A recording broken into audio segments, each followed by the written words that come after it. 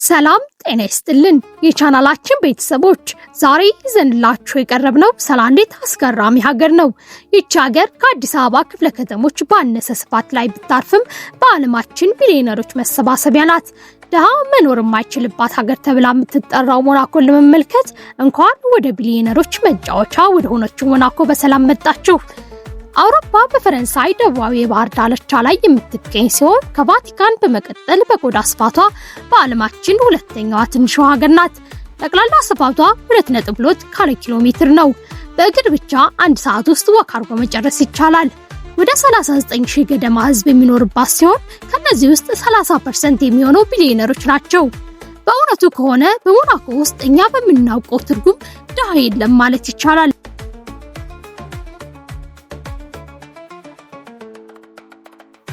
በሞናኮ ውስጥ አንድ ትንሽ ክፍል ያለው ቤት ለመከራየት በወር በሺ የሚቆጠሩ ዶላሮች ይጠይቃል። ይህን መክፈል የማይችል ሰው ደግሞ በሀገሪቱ ውስጥ መኖር አይችልም። በሞናኮ ሆቴሎች፣ ሬስቶራንቶችና ጽዳት ላይ የሚሰሩ በሺ የሚቆጠሩ ሰራተኞች ከጎረቤት ሀገራት ከፈረንሳይና ከጣሊያን እየተመላለሱ የሚሰሩ ዜጎች ናቸው።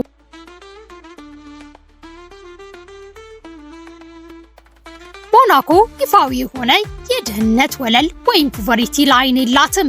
ምክንያቱም መንግስት ለዜጎቹ ከፍተኛ ድጋፍ የመኖሪያ ቤትና ዋስትና ይሰጣል። ከ150 ዓመታት በፊት ሞናኮ በጣም ድሃና በግብር የምትተዳደር ትንሽ መንደር ነበረች። ወደዚች ታላቅ የሀብት ማማነት እንዴት ተለወጠች? ሞናኮ ውስጥ የገቢ ግብር ወይም ኢንካም ታክስ የለም። ይህ በዓለም ዙሪያ ሀብታሞች ለማስገባት ወደ ሞናኮ እንዲጎርፉ ካደረጉት አንድ ምክንያት ነው። ሞናኮ በዓለም ላይ ከፍተኛ የፖሊስ ጥበቃ ካላቸው ሀገራት አንዷ ናት። ሀብታሞች ደህንነታቸው የተጠበቀበትና በቅንጦት መኖር የሚችሉባት ሀገር ስለሆነች ይመርጧታል። ከዚች ሀገር ገንዘብ እንደ ጉድ ይፈሳል። ሞናኮ ድሃ የሌለባት ሀገር የሆነችው ድሃ መኖር የማይችልባት ውድ ሀገር ስለሆነች ነው። ሀብታም የሆነችው ደግሞ ግብር አትከፍሉም ብላ ባለሀብቶችን በመጥራትና በቱሪዝም ዘርፍ ላይ ባደረገችው ስራ ነው። ሞናኮ ድህነት የሌለባት ሀገር ወይስ ድሆች የማይፈቀድባት ሀገር ናት? ሞናኮ ድሃ የለም የሚባለው ሁሉም ሰው ባለሀብት ስለሆነ ነው።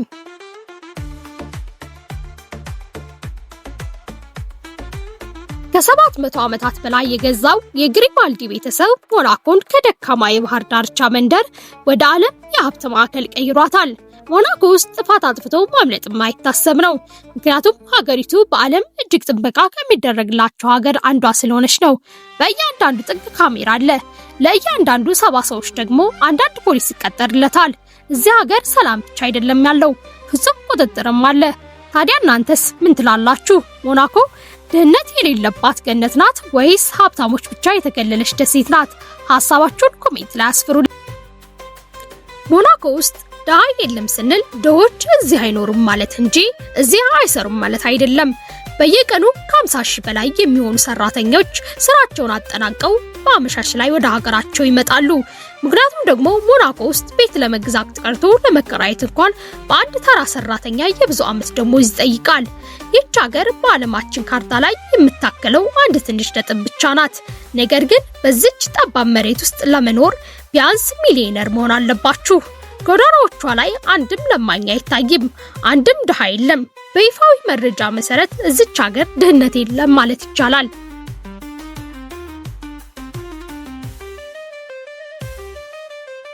ሞናኮ ትንሽ ብትሆንም ትልቅ ታሪክ፣ የማይታመን የቅንጦት ህይወት የያዘች ሀገር ናት። እናንተስ እድሉን ብታገኙ ሞናኮ ሄዳችሁ መኖር ትፈልጋላችሁ ወይስ ጉብኝት ብቻ ይበቃል? በሞናኮ ቤት ለመግዛት ከፈልጉ ኪሶ ብር በብር መትረፍረፍ አለበት። በየዓመቱ ሞናኮ እጅግ የሚባል ፈታኝና የፎርሙላ ውድድር ታስተናግዳለች። ልዩ የሚያደርገው ውድድሩ የሚካሄደው ለዚህ ተብሎ የተሰራው ሜዳ ላይ ሳይሆን ሰዎች በየቀኑ በሚጓጓዙባቸው የከተማዋ ጠባብ መንገዶች ላይ መሆኑ ነው።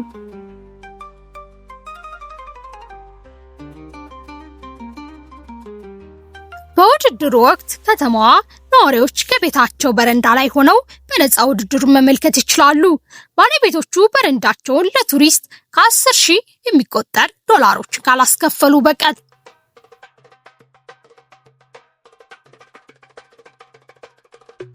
ፎርሙላ ሲባል ወደ አእምሯችን የሚመጣው ምንድነው?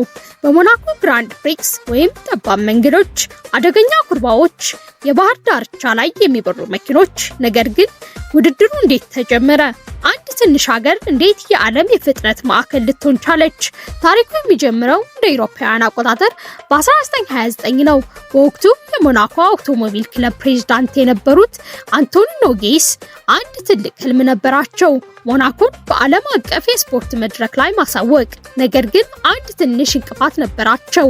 ሞናኮ የራሳቸው የሆነ የተለየ የውድድር ሜዳ ወይም ትራክ አልነበራቸውም። አንቶኒ ግን ተስፋ አልቆረጠም።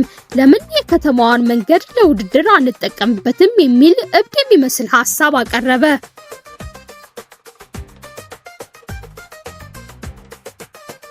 በ1929 መጀመሪያ የሞናኮ ግራንድ ፕሪክስ የተካሄደው በወቅቱ ውድድር የተጀመረው በግብዣ ነበር። 16 ተወዳዳሪዎች በከተማዋ ጠባብ መንገዶች ላይ በሰዓታት ያህል ተሽቀዳደሙ። የመጀመሪያው ድል የተቀናጀው ዊሊያም ግሮቨር የተባለ እንግሊዛዊ ሲሆን በሰዓታት ከ80 ኪሎ ሜትር በላይ በአማካይ በመንዳት ነበር ያሸነፈው። ዛሬ መኪኖቹ ከ300 ኪሎ ሜትር በላይ ይበራሉ። አንቶኒ ህልም የተነሳ ይህ ውድድር ዛሬ የቢሊየነሮች የፍጥነት አፍቃሪዎች ትልቅ ድግስ ሆኗል። እናንተስ ከተማ መንገዶች ላይ መኪኖች ከ300 ኪሎ ሜትር በላይ ፍጥነት ሲነዱ ምን አይነት ስሜት ይፈጥርባችኋል?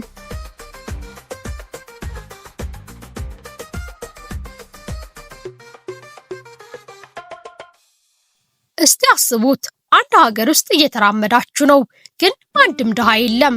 ፖሊሶች በየቦታው አሉ፣ ግን ወንጀል የለም። ከሶስቱ መካከል አንዱ ሚሊዮነር ነው። ይህ ተረት አይደለም፣ ይህች ሞናኮ ናት። ከኒውዮርክ ሴንትራል ፓርክ የምታንስ ግን ዓለማችን ሀብት በአንድ እጇ የጨበጠች ድንቅ ሀገር።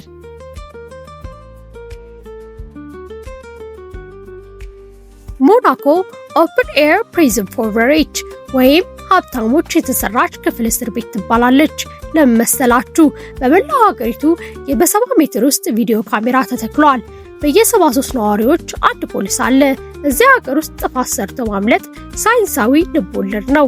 ፖሊሶች ቁጥጥር ጥበቃ ከመሆኑ የተነሳ አንዲት ውድ ሰዓት መንገድ ላይ ብትወድቅ ማንም ሳይነካት ለባለቤቱ ተመልሳ እስከሚደርስ ድረስ መቆየት እድል አላት።